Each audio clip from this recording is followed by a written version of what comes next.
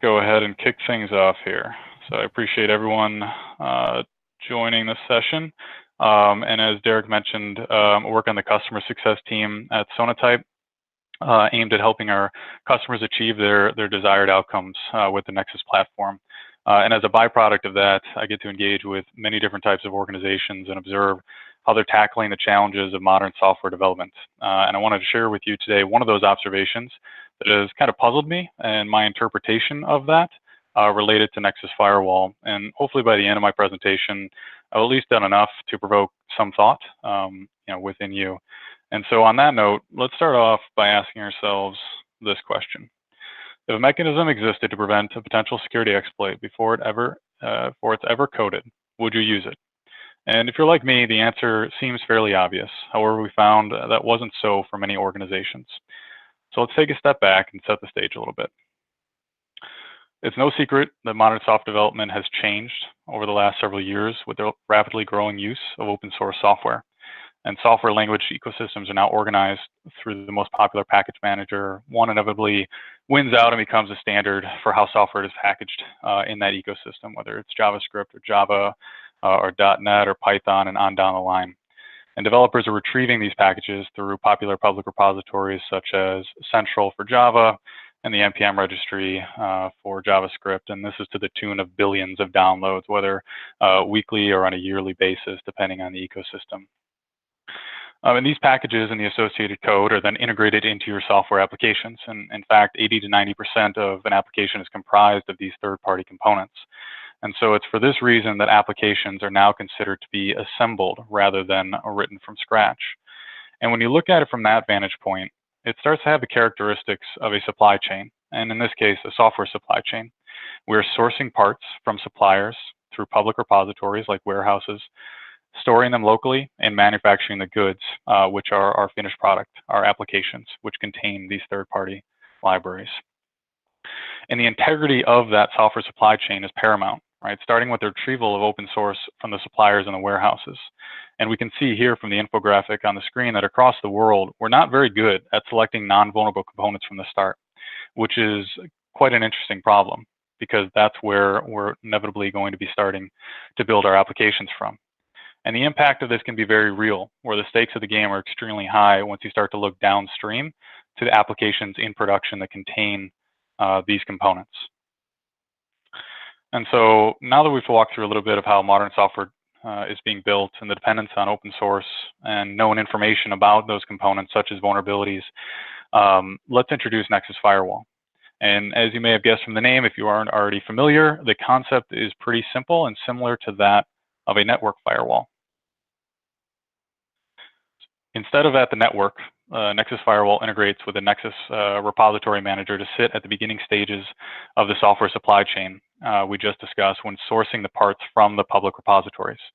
And so a policy can then be established to automatically assess downloads and quarantine net new components based on criteria such as security, but also licensing and architecture data, such as the age of the component or popularity.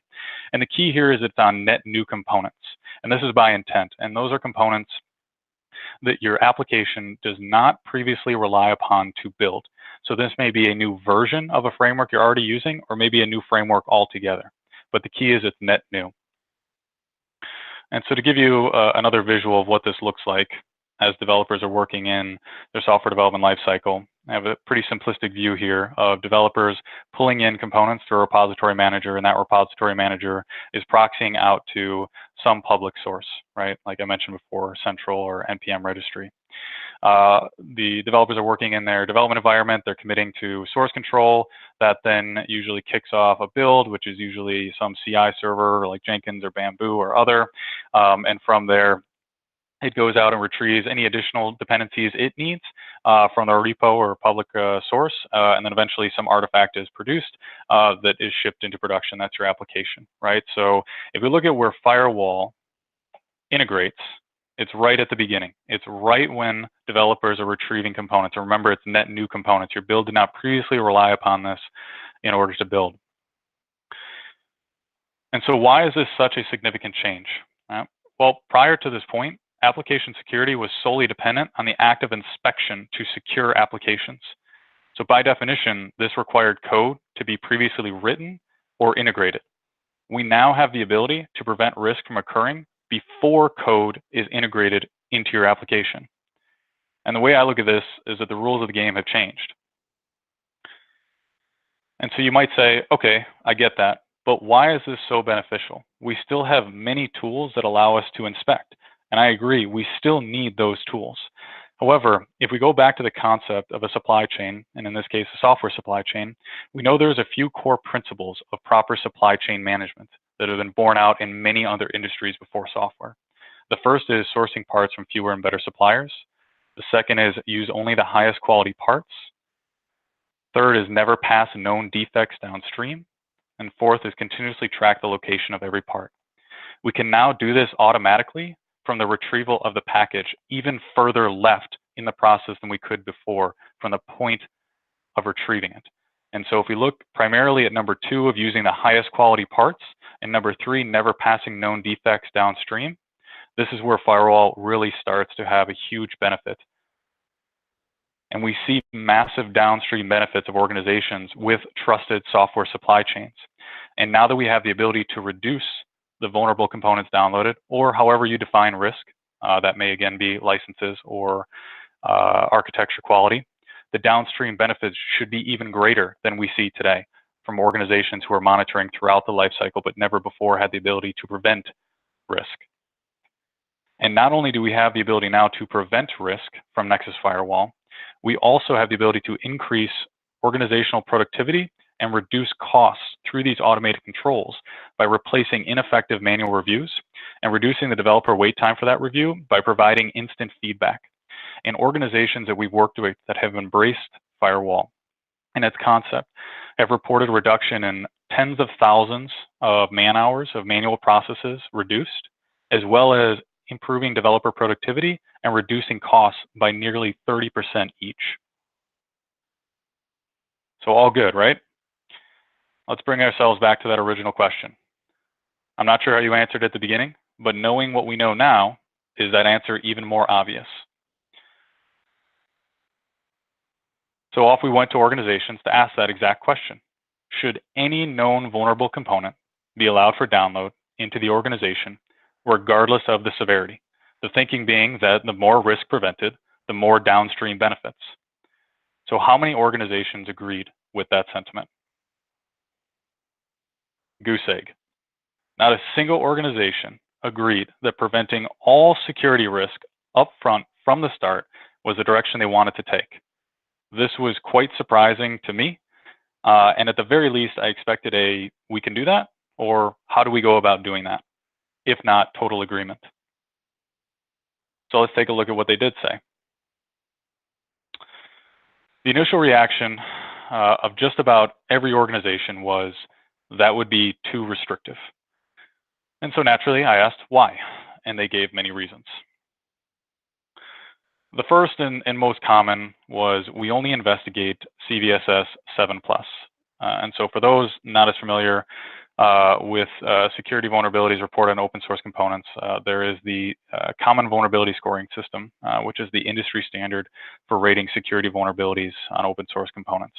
And so the higher the score, the more severe the component is, right, in a nutshell.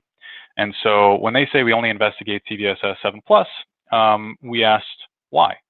And they gave 2 primary reasons, which was, as you may have guessed, these are the most critical. And based on CVSS v2 standards, 7+ was considered high. They changed the scale a little bit in v3, but it's still pretty much the same. And so they're going strictly off of the severity. And 7 was the number because that is what CVSS decided was going to be considered quote unquote high rather than medium or low. And they also mentioned time. Manual investigation is needed to determine exploitability of any vulnerability. And this is usually performed when pressed for time and balancing organizational trade-offs, for example, the delay of a release. However, when we look at that a little bit deeper and we relate that back to Nexus Firewall, we realize that not a lot of this applies to Firewall. Firewall is automated, it's not manual. It's performed at the beginning of the software development lifecycle as opposed to downstream where constraints such as time are more prevalent. And it does not need to determine exploitability because the code hasn't yet been integrated, right? It's simply looking at known vulnerable. And so on the flip side of that, some might say, well, CVSS 6 and lower aren't considered a high enough threat to block. And so I asked, how so? And this is somewhat related to the previous response, the whole high versus medium versus low. And because there is a severity rating scale and a calculator that goes with it, and it's a scoring standard, there's obviously some validity here. The higher the security vulnerability rating, the more severe and the more likely generally you are to be exploitable to that or vulnerable to that.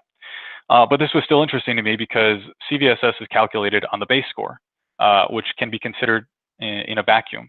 And there are environmental and other factors that can increase or decrease the score based on the context of your application. And you can think about this analogous to a smoke alarm. When a smoke alarm goes off, you don't know if the house is burning down or there's simply too much heat emanating from the kitchen. It isn't until you go into investigate or inspect that you truly understand the risk involved in that current situation, right? And so regardless if it is a CVSS 7 or a 5, it isn't until you inspect the application usage of that that you really understand how vulnerable you are and how severe that vulnerability is in the context of your application. And even if we accept that all of this is true, right? The lower the vulnerability, the less chance you are to be exploited. Why assume any of that risk if it's completely preventable? Remember, firewall is going to remove all of that doubt early on, and it's going to remove any processes required to validate that doubt. And so then some others went on to the next stage. Well, what if it's not exploitable, or applications aren't necessarily exploitable to that vulnerability? And we want to have some flexibility in that, right? But the problem here is that you're worried about with exploitability because there's something to actually exploit. It's been integrated into the application. Firewall isn't concerned with exploitability. It's looking at known vulnerable. There is a known risk here that we can prevent, and that is what we're trying to do. Also, you don't necessarily know how it's going to be used when it's first downloaded, and that use can change over time. So how do you track whether or not this changes, for example, a configuration change in your application that then makes you vulnerable to that vulnerability? And what is the cost to the organization for doing so, that monitoring, tracking, and that change of work? Nexus Firewall will remove that doubt by preventing as much risk as possible up front. Others took a little bit different approach than the risk argument. And they said there is no equivalent framework that is non-vulnerable. And so we're going to use code from a project that is either inactive, doesn't care, or isn't aware enough to fix its own security vulnerabilities. To me, this is the equivalent of throwing our hands up in the air. Again, the scope is net new components that applications do not previously rely upon to build. So surely at the point of choosing a new component, a new framework, we can probably find an alternative choice given the vast number of components and different frameworks in the ecosystem. And then some organizations took an even more extreme angle. We do not want to block innovation, which is a bit of a lightning rod statement. And I'll admit they almost had me. In today's market, innovation is key. Anything seen to block innovation is ostracized from society, right? But at Sonatype, you'll hear us talk about the difference between raw innovation, which is innovation at any cost, versus net innovation, which is the net value to the organization of producing that innovation. At the end of the day, innovation leads to business value. That is the thing that you're trying to achieve, or any organization is trying to achieve. So the question then becomes, are you tracking the cost of the innovation that would decrease the overall value the business derives? Right? Free-for-all sourcing and use practices add to technical and security debt that reduces net innovation and adds to the cost of operations. As technical debt grows, net innovation and business value will drop. And is all this still greater than the downstream benefits we've already discussed? No one has really been able to answer that question, and I suspect that no one's really tracking or measuring that. It's innovation at all costs, or at least that's some of the mentality that's been baked into us, regardless of new information or facts that have changed. And so what conclusion can I draw from this observation? I tried and tried again across several different organizations. And despite the new rules, we still cling to what is familiar, and we try to justify the logic because it's what we've been using to this point. And so change is hard. We are resistant to it at first, and in many cases, we may not feel empowered to even make it happen. We are full of denial and ignorance of a problem at the first stages of change, and in order to even consider change, people must be presented with information that encourages them to rethink their behavior, encourages self-analysis and introspection, and explains the risks of the current behavior that will then allow them to even contemplate a change, which is stage 2. But even in the face of resounding evidence, sometimes that still isn't enough. And believe it or not, I've worked with organizations that still struggle to enable firewall in any capacity, much less enabling it for a risk threshold that is dependent or reliant on old rules. So what is the compromise? Don't allow in what you wouldn't allow out. Essentially, establish a risk threshold and enforce it at both ends. This is something I can more come to grips with, but still irks me because it's based mostly on the outdated rules of the game. As we just discussed, what we won't allow out is based on manual inspection, determined by exploitability, generally hindered by time pressures, and subject to exceptions. These are not the constraints of the new rules of the game that Nexus Firewall has introduced, yet we were constraining it to that line of logic.